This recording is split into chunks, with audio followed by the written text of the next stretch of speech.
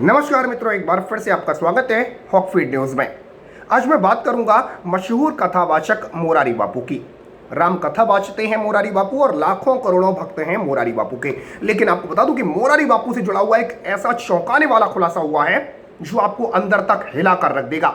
ये खुलासा क्या है वो आपको बताऊंगा, लेकिन साथ ही साथ मित्रों आपसे आज ये अनुरोध करूंगा कि इस खबर को शेयर करना बिल्कुल भी ना भूलें। हर सनातनी तक, हर हिंदू तक ये खबर जरूर पहुंचनी चाहिए, क्योंकि हर हिंदू को यह मालूम होना चाहिए कि कथा बांचने के नाम पर कुछ धर्म गुरु आखिर कर क्या रहे हैं सनातन में। पूरी खबर बताऊंगा, लेकिन सबसे पहले जय श्री राम का नारा कमेंट बॉक्स में मित्रों जरूर लिख दीजिए। हर हर महादेव कमेंट बॉक्स में जरूर लिख दीजिए। फिलहाल आपको बता दूं कि मशहूर कथावाचक मोरारी बापू को लेकर विवाद जो है वो गहराते जा रहे हैं। लगातार रोज जो नए खुलासे हो रहे हैं वो बेहद चौंकाने वाले हैं। ये बात अब सामने आ रही है कि मोरारी बापू पिछले कुछ समय से हिंदू धर्म के प्रतीकों और देवी देवताओं के प्रचलित स्वरूपों में बदलाव की कोशिशें कर रहे हैं। दरअसल आपको बता दूं कि सोशल मीडिया पर एक फोटो वायरल हो रही है और इस फोटो को गुजरात में भावनगर के तल गाजरला महुआ के मंदिर का बताया जा रहा है। इस फोटो में हमने जो है थंबनेल पर भी लगाई है, बाहर भी फोटो लगी हुई है।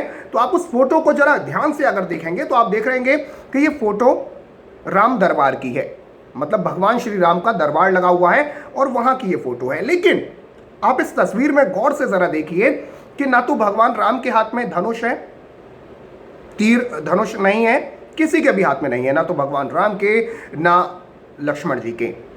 साथ ही साथ आप एक और चीज तस्वीर में देखिए कि हनुमान जी के हाथों में गदा भी नहीं है, शरीर पर जनेऊ भी नहीं है। बेहद चौंकाने वाली चीज है। और आपको बता दूं कि ये खबरें सामने आ रही हैं कि मोरारी बापू ने यह करवाया है, यानी भगवान राम के हाथों से उनके अस्त्र बाहर करवा दिए, उनका जनेऊ उतार लिया गया और ये कर रहे हैं जो कि राम कथा को बांचते हैं वो।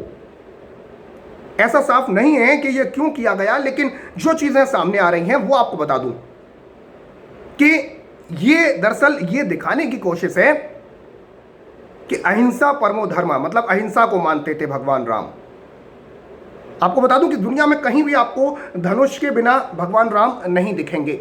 गीता में भगवान श्री कृष्ण ने कहा कि शस्त्रधारियों में मैं राम हूं, अर्थात शस्त्र के बिना भगवान राम की कल्पना नहीं की जा सकती है। रामायण के अनुसार लक्ष्मण ने राम की रक्षा का प्रण लिया था और कहा था कि जब भी आप पूजा ध्यान में लीन रहेंगे तो मैं धनुष लेकर आपकी रक्षा करूंगा। इसलिए धनुष उनका एक प्रतीक है और जिसे अलग नहीं किया जा सकता। और इसी तरीके से भगवान हनुमान के हाथों से गदा गायब है। माता सीता के गले में उनका मंगलसूत्र भी नहीं है। हनुमान जी की एक विशाल मूर्ति है जिसे उन्हें योगी की तरह बैठे हुए पद्मासन में दिखाया गया है। और ये तस्वीर आपके थंबनेल पर लगी है, आप इस तस्वीर को देख सकते हैं। अब सवाल यह है कि आखिर ऐसा क्यों किया गया, भगवान से उनके अस्त्र शस्त्र क्यों छीन लिए गए। दरअसल आपको बता दूं कि यह बात सेकुलर ब्रिगेड को खटकती है और इस पहचान को मिटाने की कोशिश की थी महात्मा गांधी ने। आपने सुना होगा कि गीता की पंक्ति अहिंसा परमो धर्म, इसका प्रचार किया गया, लेकिन पूरी लाइन क्या है वो मैं आज आपको बताता हूं। पूरी लाइन है अहिंसा परमो धर्म, धर्म हिंसा तथैव च, यानी अहिंसा ही सबसे बड़ा धर्म है, लेकिन बाद के हिस्से का अर्थ है धर्म हिंसा तथैव च, यानी जब धर्म पर आंच आए तो उसकी रक्षा करने के लिए की गई हिंसा उचित है। यह नहीं पढ़ाया गया, यह बताया गया कि गीता में लिखा है अहिंसा परमो धर्म, अहिंसा का मार्ग अपनाना चाहिए, लेकिन आगे की लाइन कभी नहीं बताई गई। और इसी सब का नतीजा है कि हिंदू समुदाय आसानी से मजहबी हिंसा का शिकार होता है। बंटवारे के समय भी जो हिंसा हुई थी उसका सबसे बड़ा शिकार हिंदू बने थे, क्योंकि गांधी जी के कहने पर हथियार फेंक दिए गए थे हिंदुओं द्वारा। और दूसरी तरफ जो मजहब विशेष के लोग थे, जो खुद को शांति दूत कहते हैं, उनके पास हथियार भरी हुई मात्रा में थे। आज भी आप देखते होंगे कि घर में खाने के दाने उनके यहाँ हो या ना हो, लेकिन घर पर पत्थर जरूर मिलेंगे।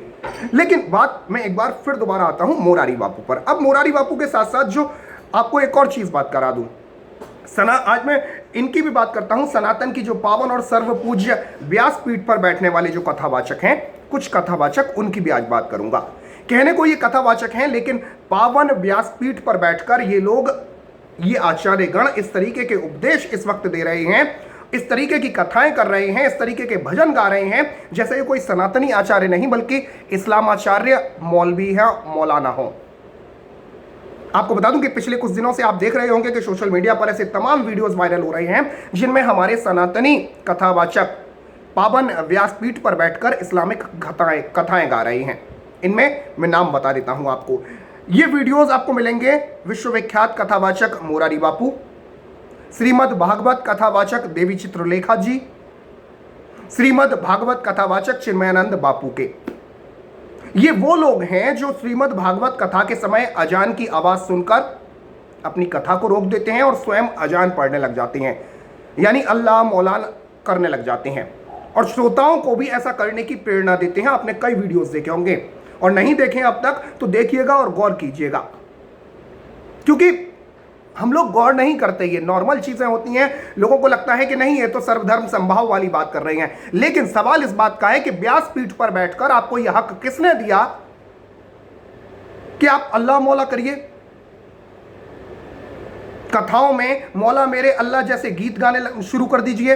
अब सीधा सवाल यही खड़ा होता है कि आखिर व्यासपीठ पर बैठकर ये कथावाचक वास्तव में सनातनी आचार्य हैं या इस्लामाचार्य मौलाना मौलवी। इन कथावाचकों को पावन व्यासपीठ पर बैठकर गैर सनातनी और दूसरे मजहब की बातें करने का या गुणगान करने का अधिकार किसने दे दिया? व्यासपीठ, आपको बता दूं कि सनातन में व्यासपीठ का काफी सम्मान किया जाता है, व्यासपीठ काफी पूज्य मानी जाती है, और व्यासपीठ पर बैठे आचार्य की हर बात सनातनी लोगों के लिए आदेश के समान होती है।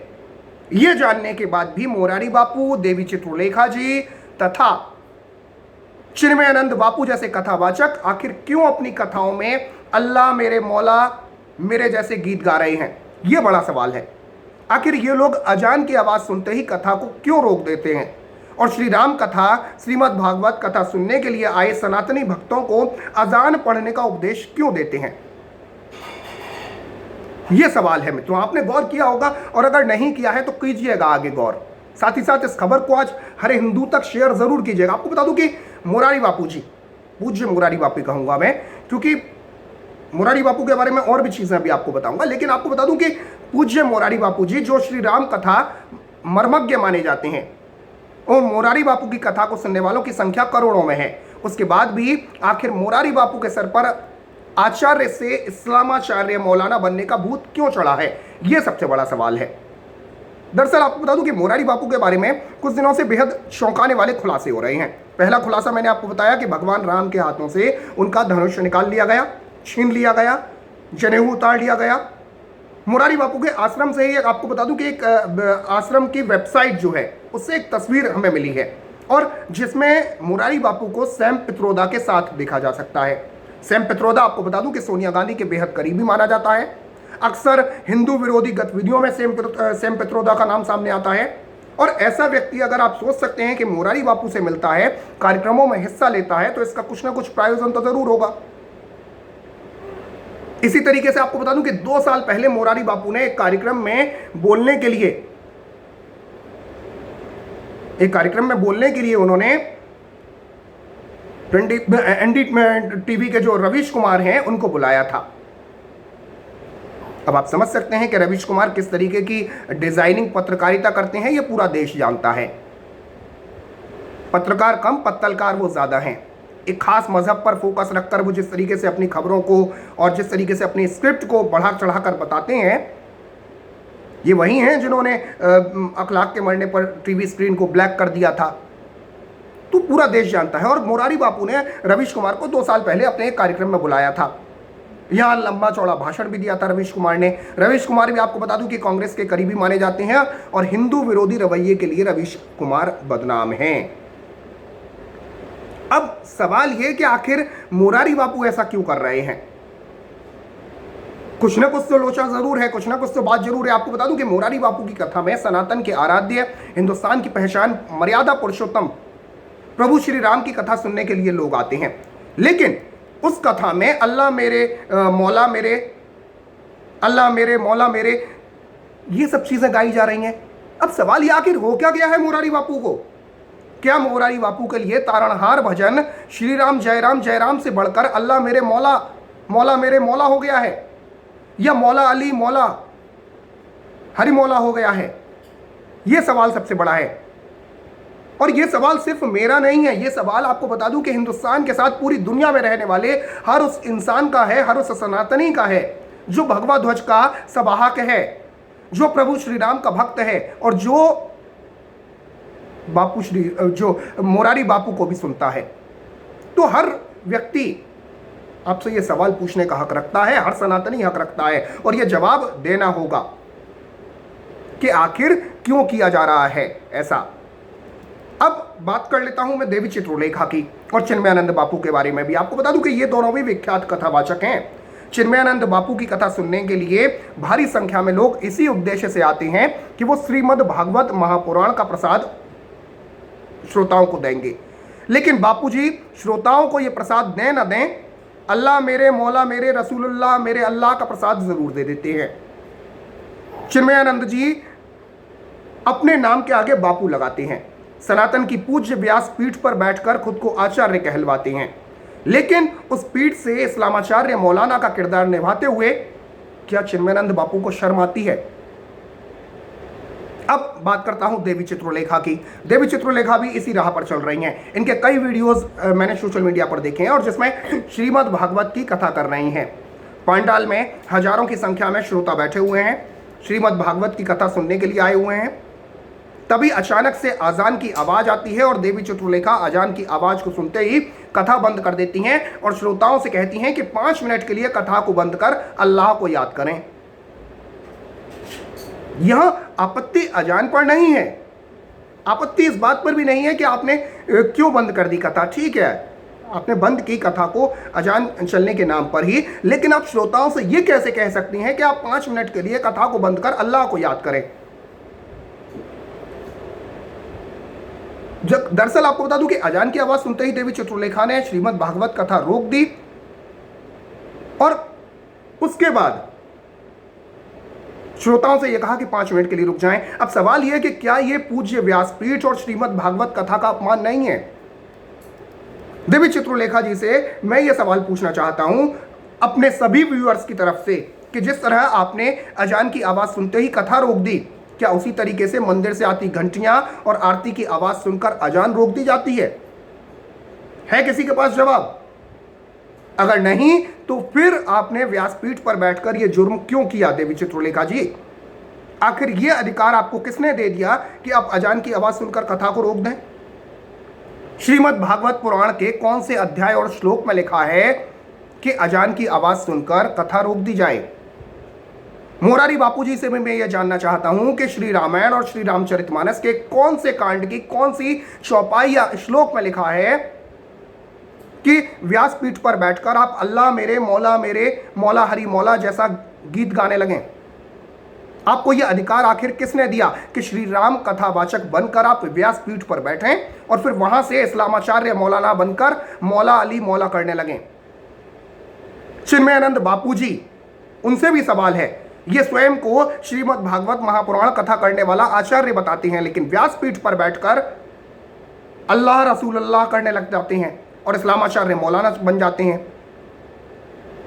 तो सवाल इन सभी से है, सवाल ऐसे धर्मगुरुओं से है। आपको बता दूं कि दोनों से सीधे यह सवाल है कि क्या मस्जिद या आपकी तरह ही किसी मौलाना मौलवी आदि से कुरान की चर्चा के बीच में श्री राम जय राम कहलवा सकते हैं ये, या श्री कृष्ण गोविंद हरे मुरारी हे नाथ नारायण वासुदेवा जी कहलवा सकते हैं? कोई मौलवी कहेगा? नहीं कहेगा।